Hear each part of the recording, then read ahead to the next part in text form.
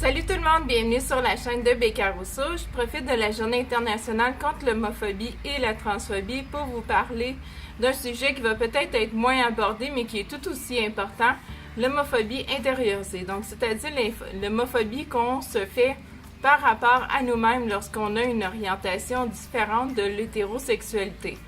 Donc, dès qu'on rentre pas dans les normes de la société, qu'un homme doit aimer une femme, eh bien, des fois, on a de la misère à accepter une partie de nous-mêmes qui est différente de tout ça. Donc, de s'adapter, de s'accepter en tant que personne avec une orientation différente.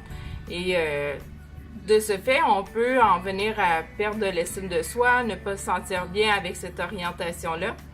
Donc ça, on peut faire de l'homophobie intériorisée, qu'on appelle. Aussi, ça peut être, des fois, on va le projeter vers l'extérieur, c'est-à-dire qu'on va devenir inconfortable lorsqu'on on côtoie des gens qui sont carrément dans les stéréotypes qui sortent de l'hétérosexualité.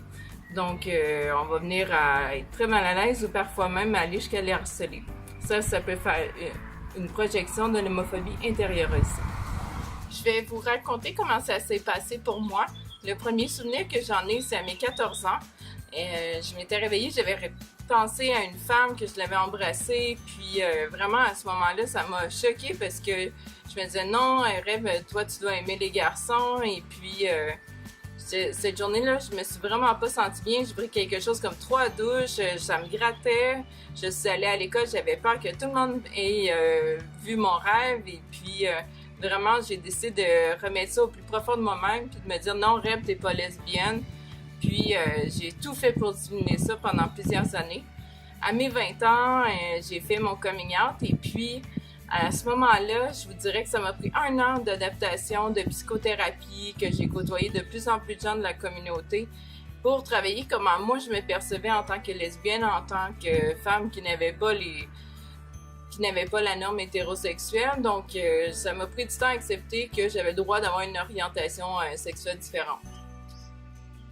Donc, si j'avais quelques conseils à te donner suite à cela, c'est de te dire que si jamais tu en as fait ou tu en fais de l'homophobie intériorisée, que tu n'es pas le seul, il y en a plusieurs qui en ont fait ou qui en font encore.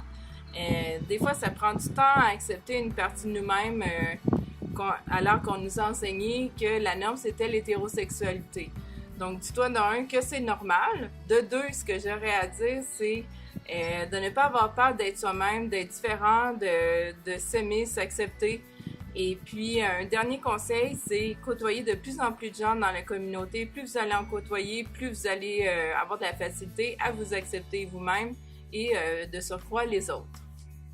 Donc, si tu as aimé, aime cette vidéo juste en bas ici, abonne-toi à ma chaîne et puis partage sur les réseaux sociaux ainsi que suis-moi sur Becca Rousseau, Instagram, Twitter, et puis Facebook. Je vous attends. Bonne journée!